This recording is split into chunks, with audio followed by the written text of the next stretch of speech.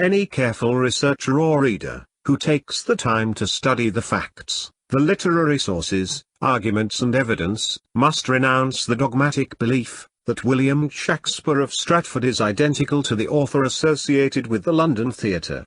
There was only one truly great poetic genius in his time, Christopher Marlowe, who in his 30th year, May 1593, was threatened by execution, following slanderous accusations against him by the English Crown and Church. A feint death, staged in Deptford with the help of the Queen and her senior adviser, William Cecil, saw him banished for his own safety, but at the price of a permanent change of name and identity.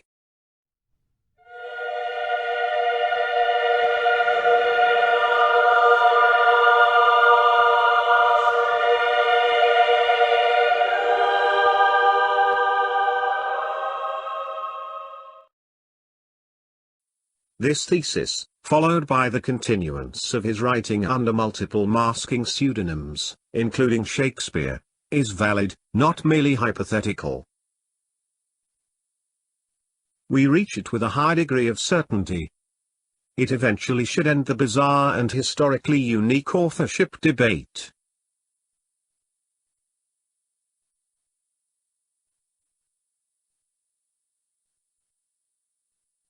The camouflaging pen name Shakespeare was adopted in June 1593 and used on a single-page dedication for the poem Venus and Adonis.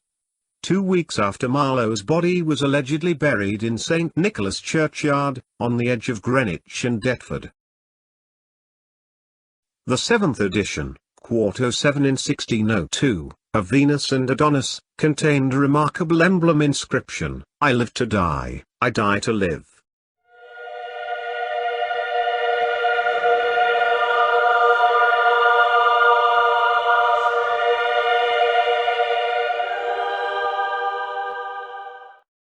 We suggest that the name Shakespeare was used because the businessman William Shakspere of Stratford was on the spot in London and was paid to add extra a pseudonymous cover for Marlowe's escape.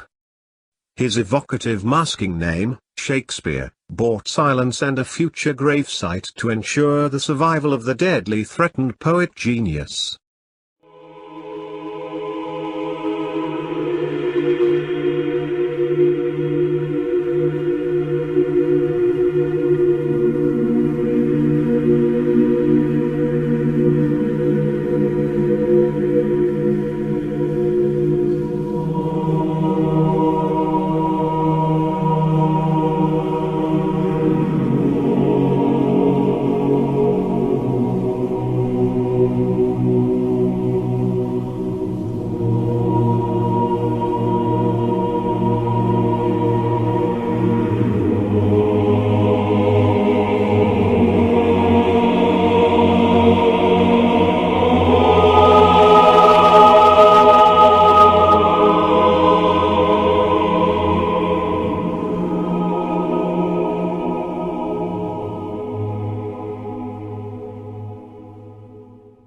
Reason 1. Even after 400 years of intensive research into the life of William Shakspere, 1564 to 1616, no documents have ever been found that demonstrate a literary or artistic activity, other than the pen name. One would have expected at least preserved literary rudiments, such as letters, prose, poems, correspondence, records, manuscripts, diaries, obituaries, orders, reports of his friends, contemporary character markings, notes on a patronage, financial incomes etc., to suggest that Shakespeare is identical with Shakespeare, the great genius of world literature. The absence of such evidence makes the Stratfordian case implausible.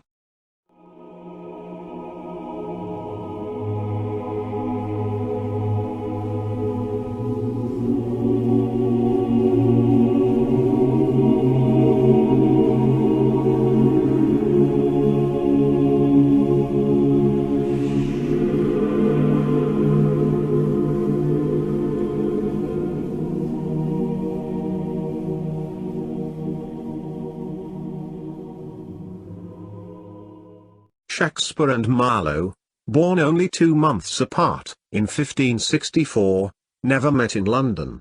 Marlowe, through an early artistic development phase, 1578 to 1593, established himself as a precocious poet and theatrical genius, having written famous plays and poems such as Tamburlaine, Edward II, Dr. Faustus, Hero, and Leander, as well as a superstar of the London theatre. His instant death, May 30, 1593, following a stabbing above the right eye, rolled seamlessly and within weeks, see timetable, into a new biography of the hitherto unknown writer, Shakespeare, who arrived already with his successful Opus 1, Venus and Adonis, at a peak of literary mastery. Marlowe and Shakespeare did not overlap in their creative literary activity for a single day. Their plays were in theatres only a few hundred meters apart, so their ignorance of each other is not even theoretically conceivable.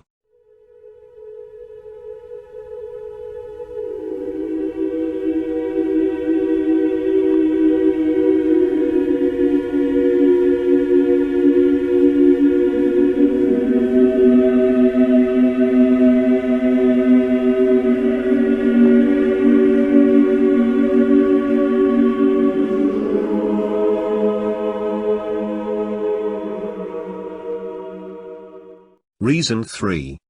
Shakespeare's parents, like his wife and daughters, could not read and write.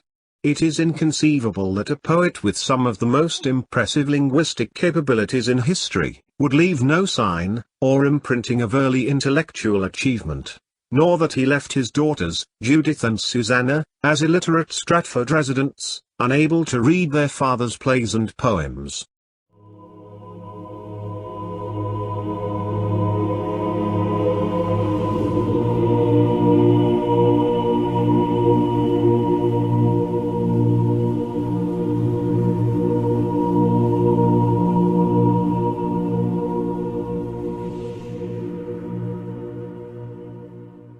Reason 4.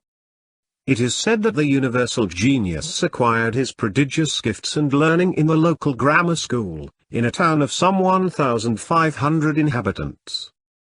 If he left school at the age of 13, with only one teacher, he somehow went on to master Latin, Greek, Italian, Spanish, French, Dutch, Hebrew, and English. This is literally impossible for a Stratfordian, because many texts, including rare works in Italian, French or Spanish, used as the source of his plays, were not yet translated into English.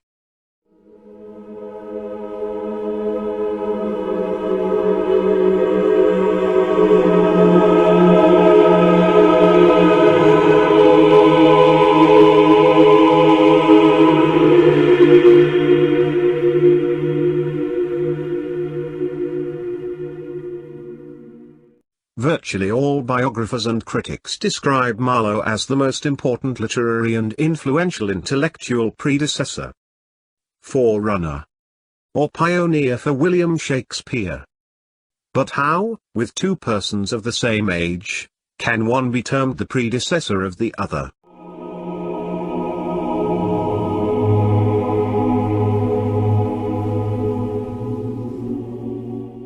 Reason 6. The plays of Shakespeare leave him as the towering personality of his time. He had some of the most encyclopedic knowledge of the world, and rare communication skills, to back up esoteric wisdom, in very many fields. it is not possible that there is not a single contemporary source to provide evidence of how the unlearned Shakespeare should have been able, for a quarter century, in one of the largest cities in Europe, to communicate with the world. There clearly must be a more plausible explanation.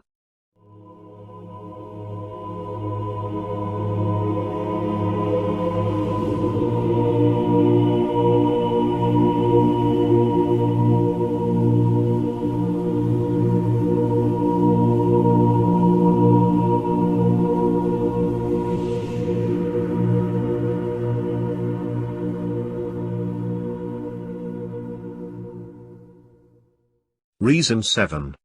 Almost all of Shakespeare's plays deal with the highest circles, from monarchs and dukes to knights. They offer far-reaching insights into the English and European royal courts. Shakespeare did not spend a single day of his life at the court. Without access, he could not have written his detailed sonnets and plays.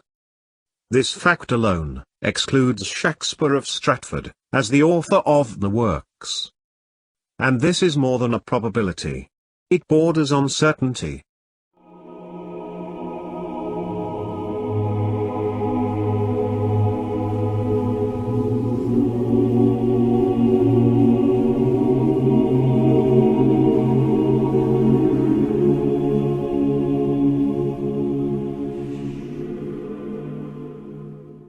Shortly before his death, 1616, Shakespeare dictated to someone a 3-page will.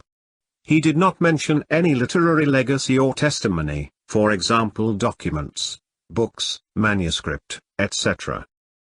The learning and experience displayed is typical of a small shopkeeper. The Stratford profile, by no means, fit the personality of the great writer.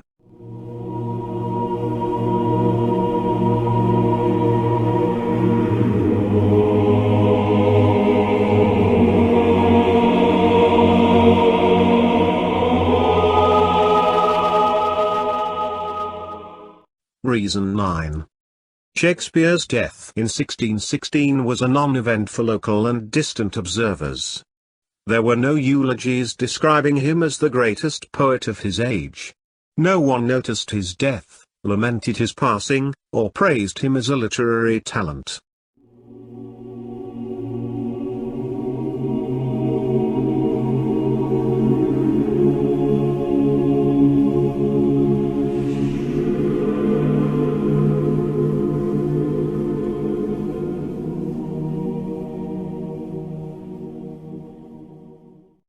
Further reasons 10.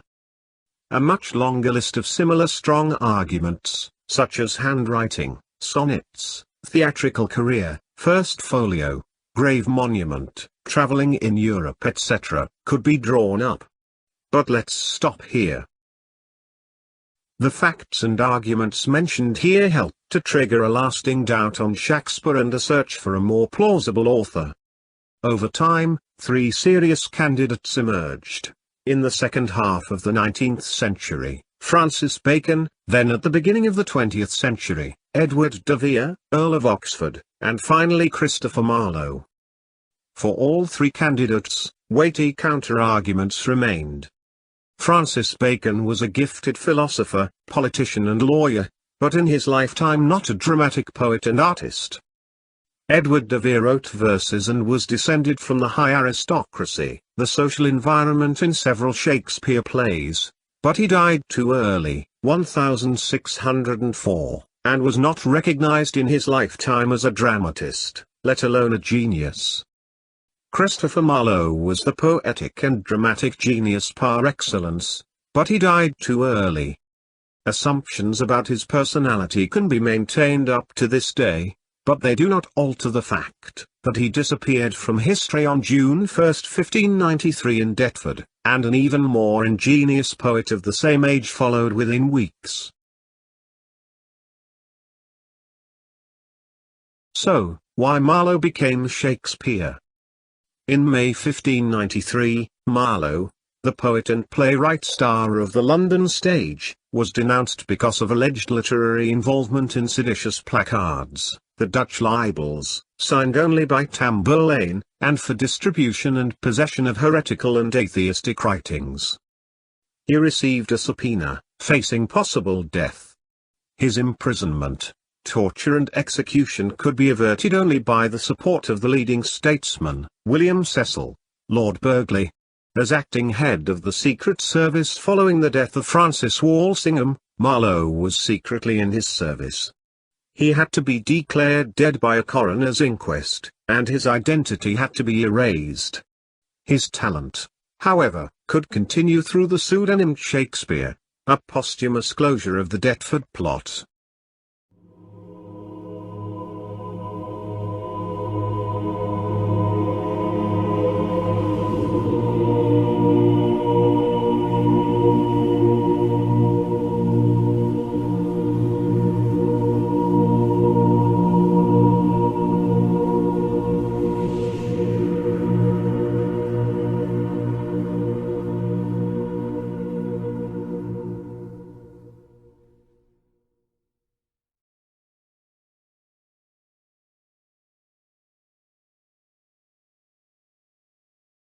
Marlowe simply took on a multiplicity of pseudonyms including William Shakspere. He became an anonymous himself and wrote under a variety of noms de plume.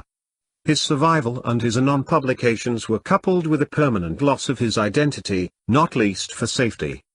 In his second, posthumous life after 1593, he was forced for more than 5 decades to conceal his identity and his incredible literary productivity due to frequent changes in his camouflage and cover names and initials, for example, Barnes, Barnfield, Bass, Bodenham, Brandon, Breton, Brome, Brown, Clark, Clapham, Davison, Davis, Drayton, Griffin, Haywood, Markham, Peacham, Taylor, Warner, Wither and others.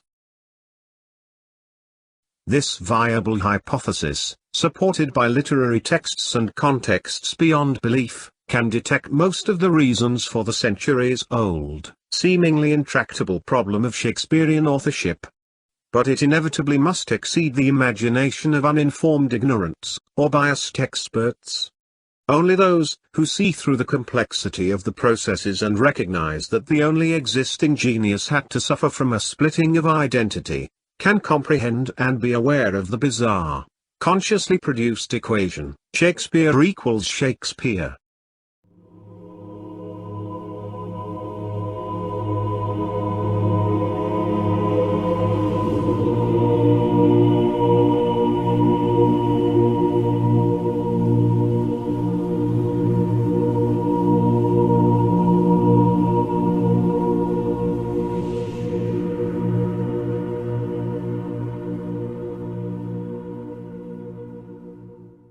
Diametrically opposed to the negative evidence against Shakespeare, you will notice the positive evidence for Christopher Marlowe, a small sample.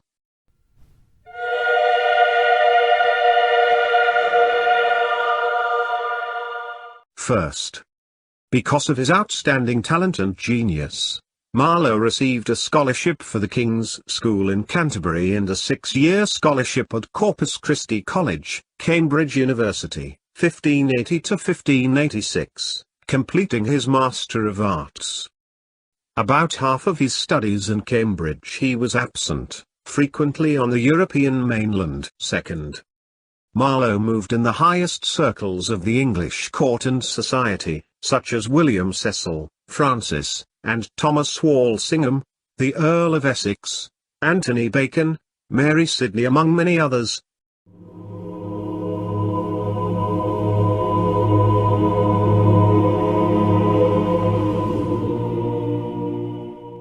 He travelled early on the European mainland, on behalf of the Crown, for example Holland Leiden and France Reims, and in all probability accompanied Philip Sidney as a young page to his 3-year European trip, 1572 to 1575, residing in the British Embassy in Paris, at the time of St. Bartholomew's Day massacre, August 23, 24, 1572. Moving through France, Germany, Poland, the Kingdom of Hungary and Austria, and 10 months in Italy. 4th. In his brief official lifetime, prior to Shakespeare's appearance, Marlowe created outstanding theatrical and literary works, 1587 to 1593, such as Hero and Leander, Tamburlaine, Dr. Faustus, Edward II, equaling the literary quality of Shakespeare.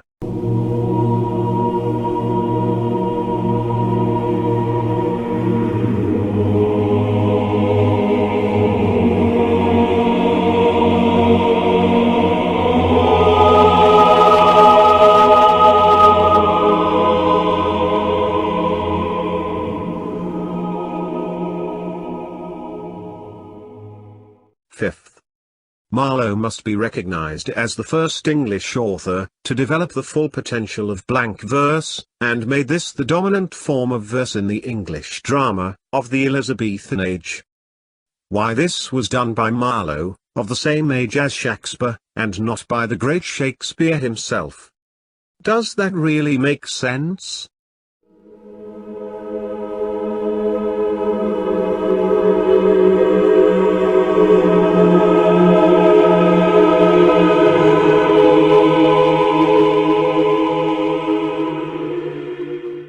Sixth. Contemporary obituaries substantiate that there was no comparable poet beside Marlowe. For example, Thomas Hayward about Marlowe, best of poets in that age. Henry Peetow about Marlowe, no English writer can as yet attain. Gabriel Harvey about Marlowe, the highest mind that ever haunted Paul's. An equivalent independent genius Shakespeare, next to Marlowe, in those days does not seem to have existed.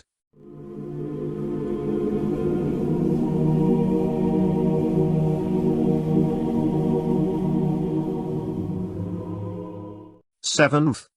In Shakespeare's sonnets, literally all biographical aspects of Marlowe's fatal destiny are reflected. His fear, his life-threatening, his outlaw, absence, exile, banishment, concealment, his tragic loss of identity and name, his namelessness, his travels, separation, his disgrace, anonymity, his denunciation and stigmatization, his grief and suffering, his tears and complaints, and so on, and so on. A unique, idle and unutilized opportunity to understand the autobiographical background of the true Shakespeare. Virtually nothing of that sort fits to Shakespeare from Stratford.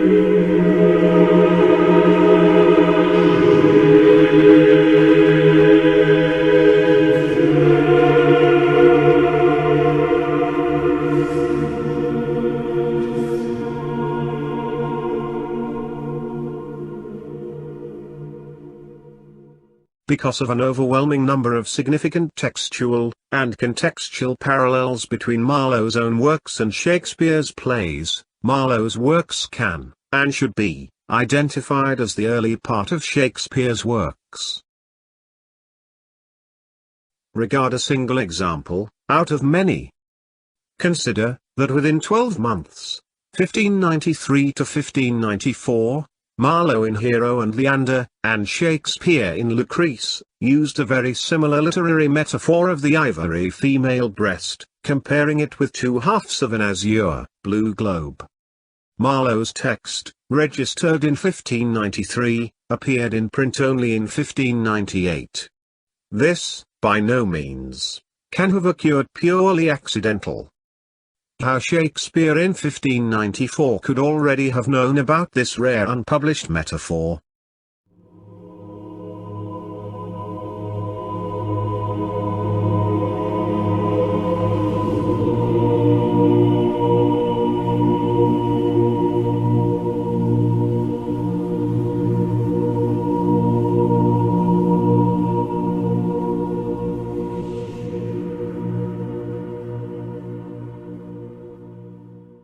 9th. Virtually all of Shakespeare's dramatic works reveal significant fingerprints in Marlowe's work and of his autobiographical traits. This concurrence is far beyond any coincidental probability.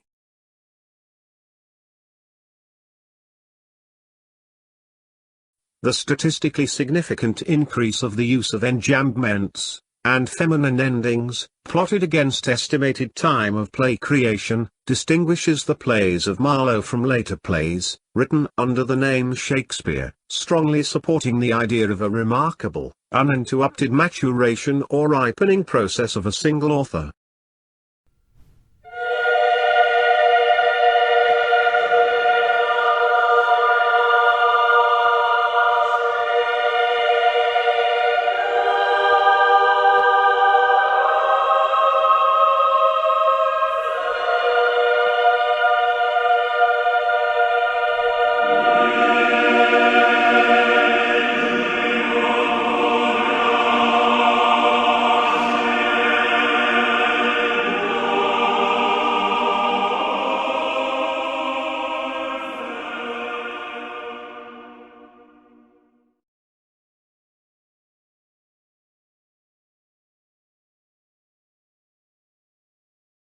Chapter 10 illustrates the extent to which Shakespeare, alias Marlowe, has introduced aspects of his destiny, on a metaphorical depth level in both the minor and main characters of his plays.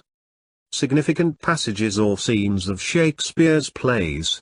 Chapter 10 illustrates it, in some details, in The Taming of the Shrew, A Winter's Tale, Pericles, Cymbeline, Coriolanus, Timon of Athens, Twelfth Night, Love Labour's Lost, and Hamlet, deeply correspond to aspects of Marlowe's biographical situation, his philosophies and his literary core issues.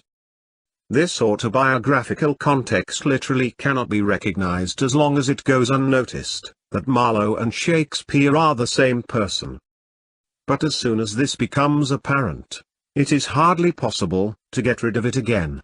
In no other candidate of the authorship debate, such an eminent biographical correspondence can be made.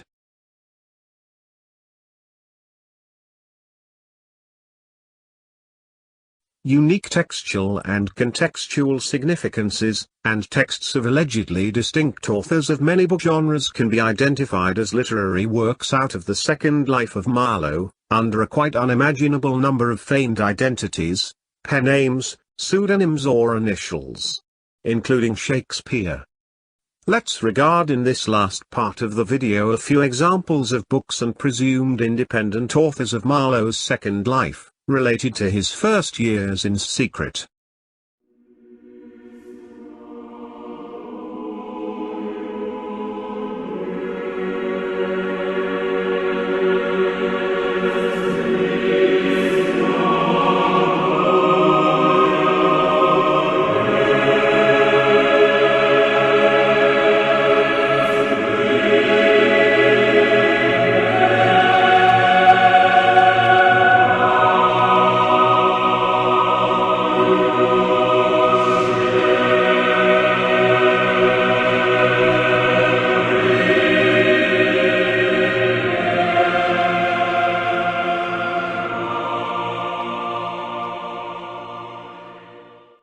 There are no reasonable arguments to assume that a single high-quality sonnet cycle, Lycia, 1593, together with the verses on Richard III, could have been written by a presumed author, Giles Fletcher, the elder, at the age of 45. The same is true for another presumed author, with the same name. Giles Fletcher, 1610, the younger. In the epistle to the reader of the book, Christ's Victory, and Triumph in Heaven, and Earth, Over and After Death, perhaps it would be more correct to entitle the book, Christopher's Victory, Over and After Death, we learn. Let all the arts bestow upon us this gift, that we be not thought dead men, whilst we remain among the living.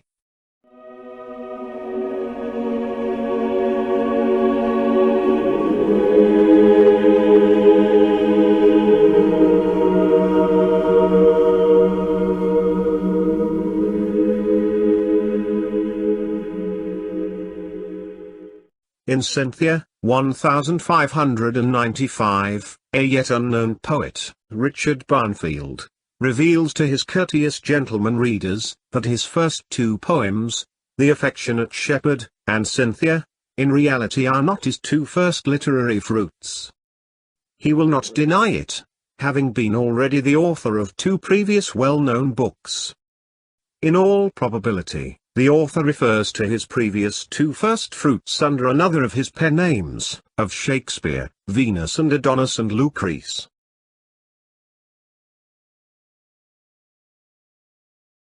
Barnfield wrote in his epistle to the reader, "It encouraged me to publish my second fruits. The Affectionate Shepherd being the first, howsoever undeservedly. I protest. I have been thought of some to have been the author of two books heretofore. I need not to name them, because they are too well known already, nor will I deny them.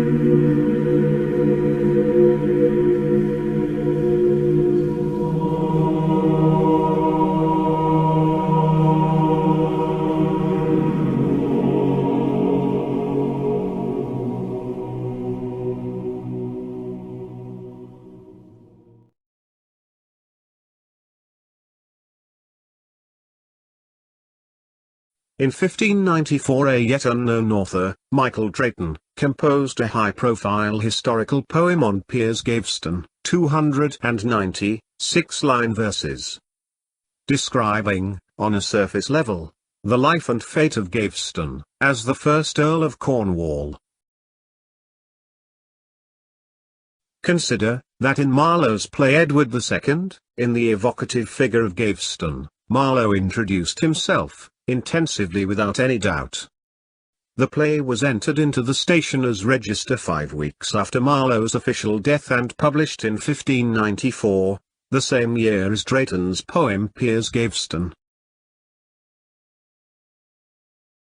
You may ask yourself, why in 1594 a previously unknown poet, Michael Drayton, in his first English poem, already at the highest stage of poetical perfection, portrayed the fatal destiny of Marlowe's self-identification, Gaveston, from his play Edward II, of the same year. The most plausible answer is, that concealed Christopher Marlowe, under the pseudonym of a yet unknown poet Michael Drayton, intended to elucidate his fatal personal life situation to his friends and the world, in a roundabout way.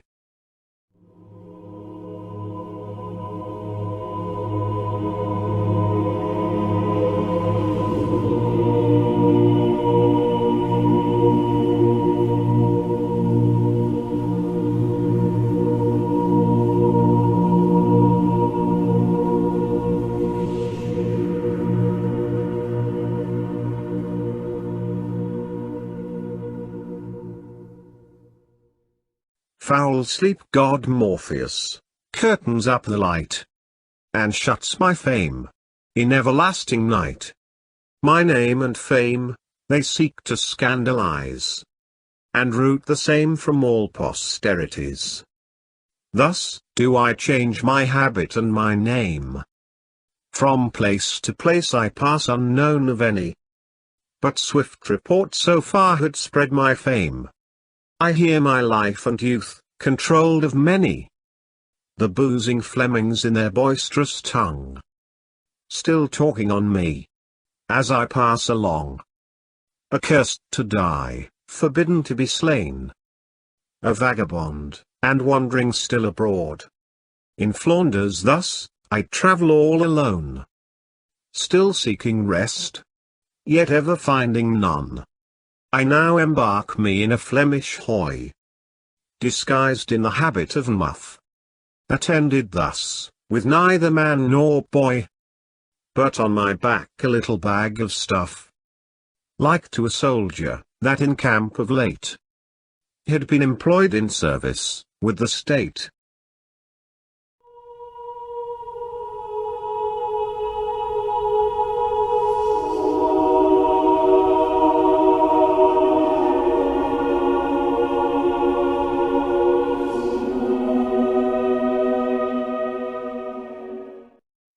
myself, to fashion a body of history, without maim, or deformity. Which if the same be accepted thankfully, as I offer it willingly, in contenting you, I only satisfy myself.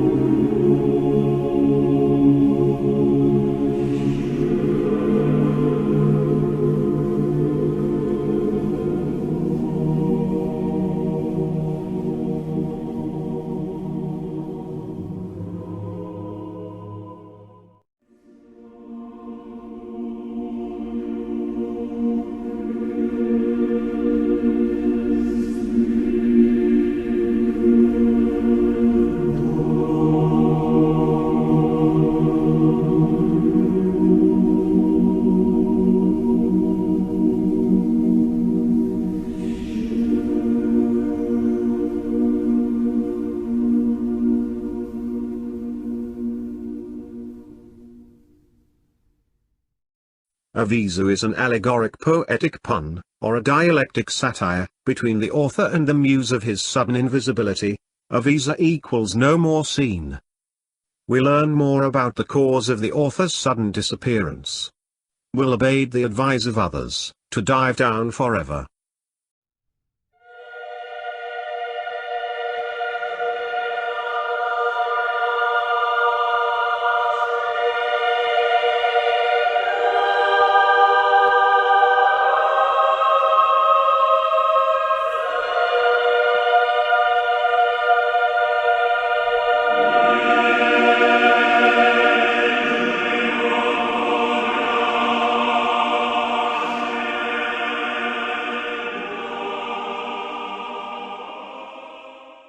In the Epistle to the Reader, we will be informed, that from the 44th canto to the end of the book, the author names, that is identifies, himself.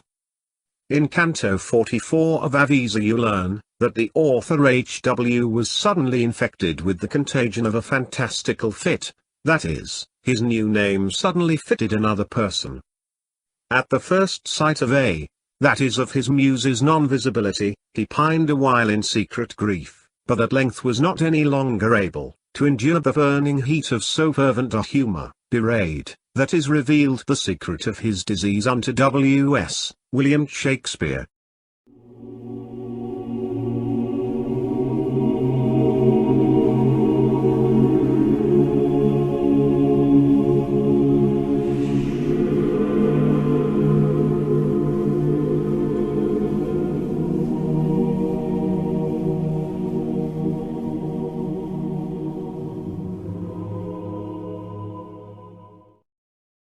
The poem contains the very first literary mentioning of Shakespeare.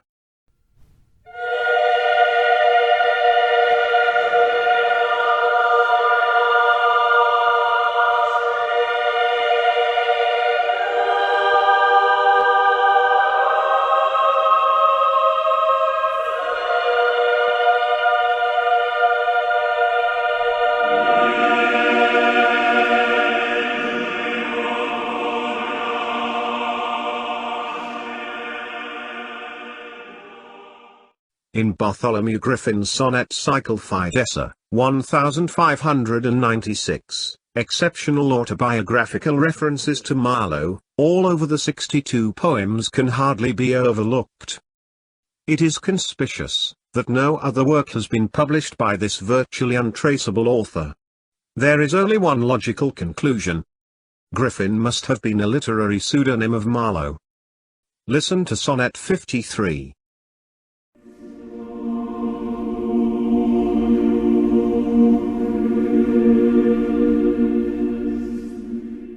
Fidessa, Sonnet 53. I was a king of sweet content, at least. But now, from out my kingdom banished, I was chief guest at fair Dame Pleasure's feast. But now, I am for want of succour famished. I was a saint, and heaven was my rest. But now, cast down into the lowest hell.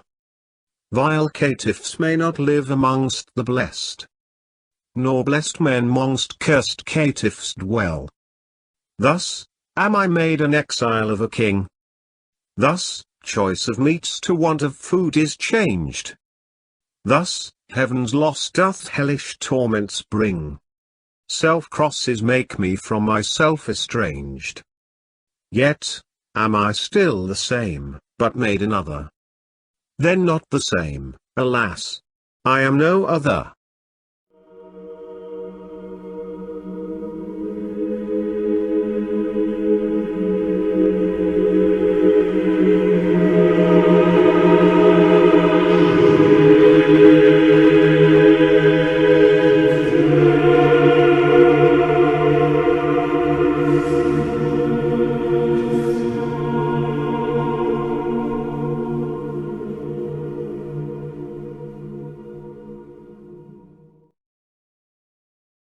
Polymatia is a literary allegoric essay of an author W.C., not securely identifiable. He conveys his fault to an educated class, by incorporating it into a philosophical historical essay. He criticizes the circumstances, which brought him down. It is a clear indictment against persons and authorities, which caused his fall and can at the same time be recognized as a plea against its treatment as a poet. If you take into account the overwhelming number of clues, there can be no doubt that behind the initials W.C. can only hide Marlowe, alias Shakespeare.